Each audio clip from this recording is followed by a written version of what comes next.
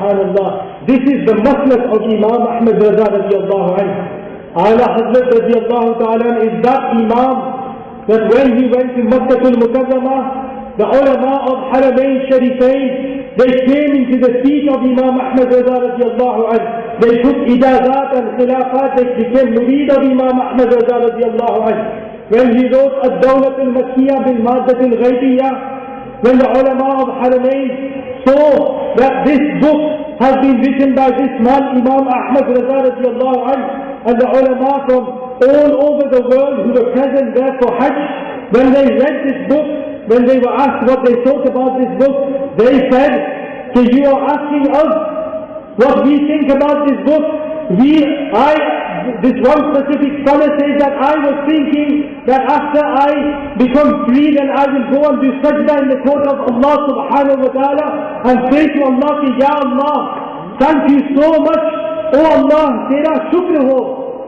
There must be so many thanks to you, oh Allah, that you have given us. Maulana Ahmad Raza Khan from India, who has protected our faith today and proven to us that Muhammad sallallahu alayhi wa sallam had ilm al-ghayb. Subhanallah.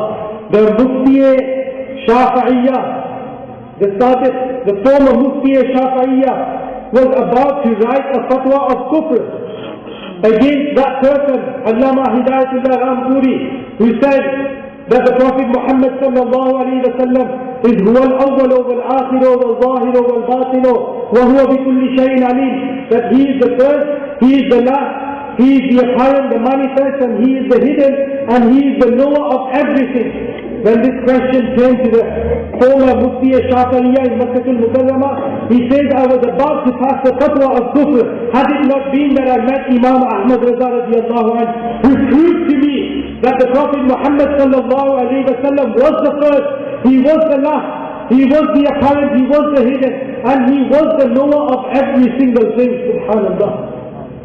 The ulama that were present in Haramain Sharifain at that time, they did not believe that. But it was Imam Ahmad Raza who gave them that belief. And because of them ulama who went back to their countries, and they told the ulama of their countries, that the people realized that the true status of the Prophet Muhammad sallallahu alayhi wa sallam, that he was the knower, he had the ilm al-ghayb that was given to him by Allah subhanahu wa ta'ala. Subhanallah. And Aala Hazrat radiallahu ta'ala there wrote Qitl al-Faqih al-Fahim. Subhanallah.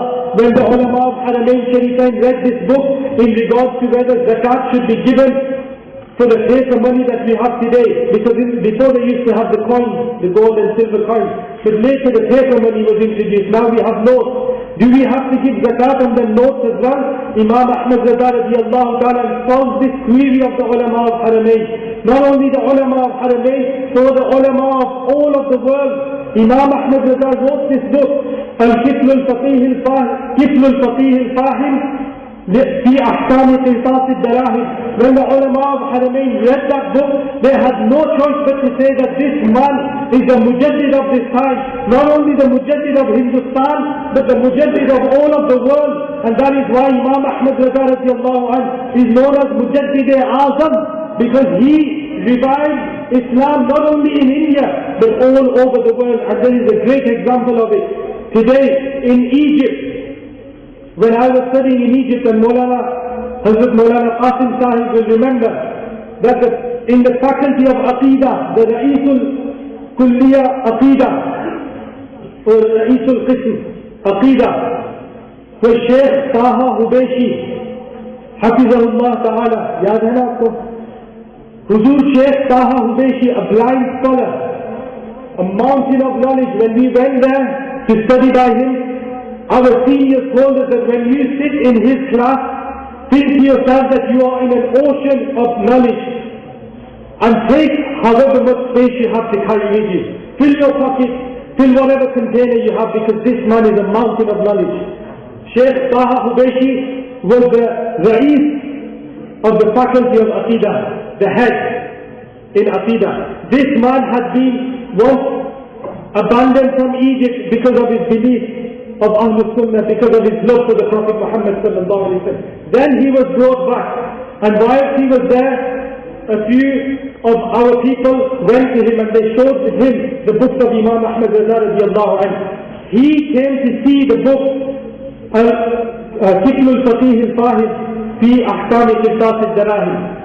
He never used to see himself, but his wife used to read and he used to listen. That is how he used to read books, subhanAllah. His wife read this book to him.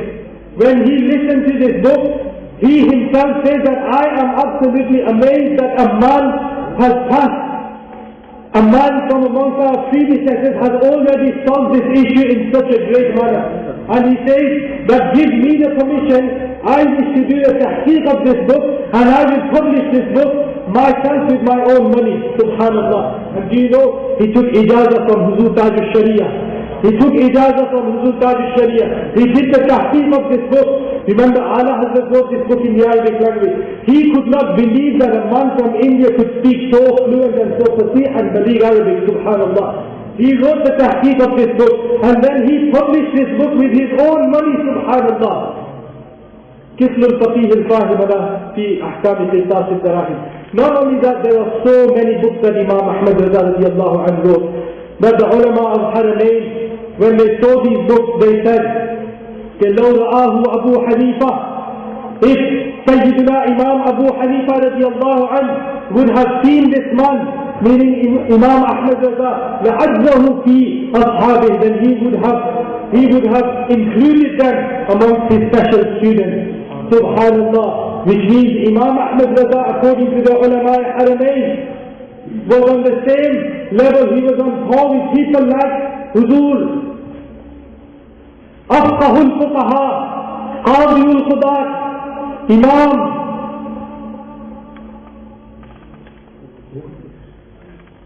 Imam Abu Yusuf radiallahu ta'ala anhu, and Imam Muhammad radiallahu anhu, and Imam Hassan bin Ziyad radiallahu anhu, subhanallah, Imam Zufar radiallahu anhu, all these great scholars, Imam Ahmad Raza radiallahu anhu would have been from amongst them, subhanallah.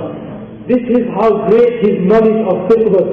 Imam Ahmad Raza radiallahu ta'ala anhu, he wrote, and whatever he wrote on, subhanallah, nobody can hold a different opinion at the same time answer the dalail of Imam Ahmad Raza radiallahu anhu. This man was a mu'jiza of the mu'jizat of the Prophet Muhammad sallallahu alayhi wa sallam. This man, according to the ulama Haramain, they themselves said that he is ayatun min ayati Rabbil Alameen. He is a clear sign from amongst the signs of Allah subhanahu wa ta'ala. The ulama of Haramain, they used to submit themselves to the fatwa of Imam Ahmad Raza radiallahu anhu.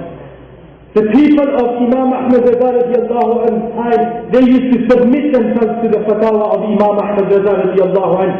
The people of Haramain Sharifain, they told their people, their children, and they told their children. And in this manner, Huzur Muhaddith Kabir says that when he went to Haramain Sharifain, he met some of the ulama of Haramain Sharifain, and they met Huzur Muhaddith Kabir. And he says that all they would do was mention Imam Ahmad Raza, Imam Ahmad Raza, Imam Ahmad Raza. And once, he says that they said to me that we have been told by our forefathers that when somebody from the subcontinent comes here and you want to know whether he is one of ours or not, then mention the name of Imam Ahmad Raza in front of him. And then look at his face. If you see happiness in his face, if you see light in his face, then know that that person is one of ours. And if you mention the name of Imam Ahmad Raza and he shows this grace in his face, then know that he is not one of ours. Subhanallah, Imam Ahmad Raza radiallahu anhu, he has become the differentiator between the truth and the batil. Subhanallah. Finally, I would like to request all of you that in your life, remember this great Imam Ahmad Raza radiallahu anhu. And remember that his tahqiq in the Hanafi madhab has no match. He has no match in his time. He has no match until today. So when you wish to look up what to follow in a matter of fiqh Hanafi, then look at the fatwa of Imam Ahmad Raza radiallahu anhu. And if he says that something is permissible, then that is permissible.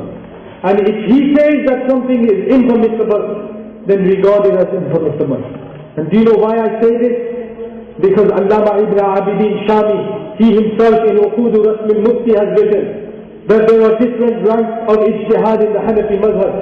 And if we regard Imam Ahmad Raza radiallahu anhu as a mujtahid fil masail, then his fatwa has to be followed by all those who are below him in ijtihad.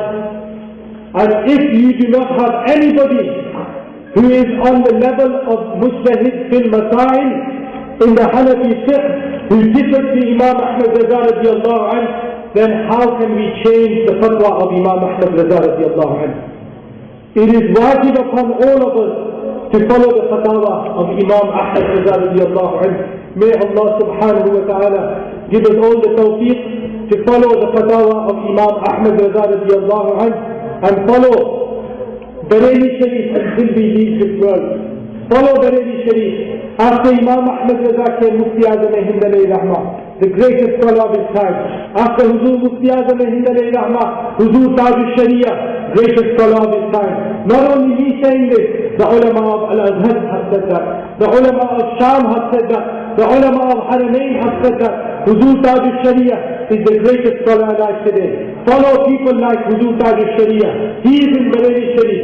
Bareilly Sharif is Huzur Taj al-Sharia.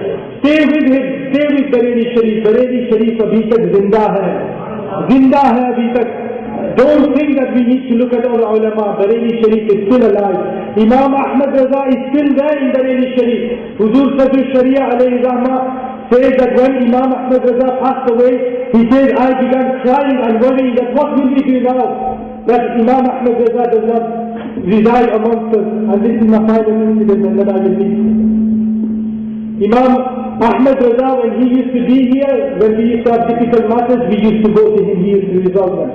Huzur Qadri Sharia alayhi rahmah, after performing the janazah of Imam Ahmad Raza, comes outside the house of Huzur Imam Ahmad Raza and he sits on the wall opposite the house of Imam Ahmad Raza, and he told us, he starts crying, and he cries and he cries, and he's crying thinking that what will we do now? We have no Imam Ahmad Raza. We used to raise our heads high and we used to say that any matter we have Ahmad Raza, he will answer, but now we have no Imam Ahmad Raza. What will we do now? And he says, I fell asleep thinking about this and crying.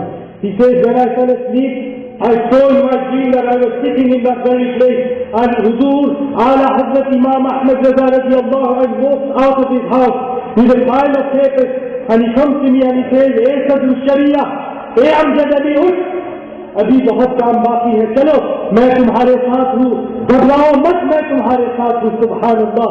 Huzur Qadri Sharia alayhi rahmah says that until today, when he was narrating this, he says, until today, many masail have come to me. The most difficult of matters have come to me, but I have solved them easily because Imam Ahmad Raza radiallahu anhu has always been with me.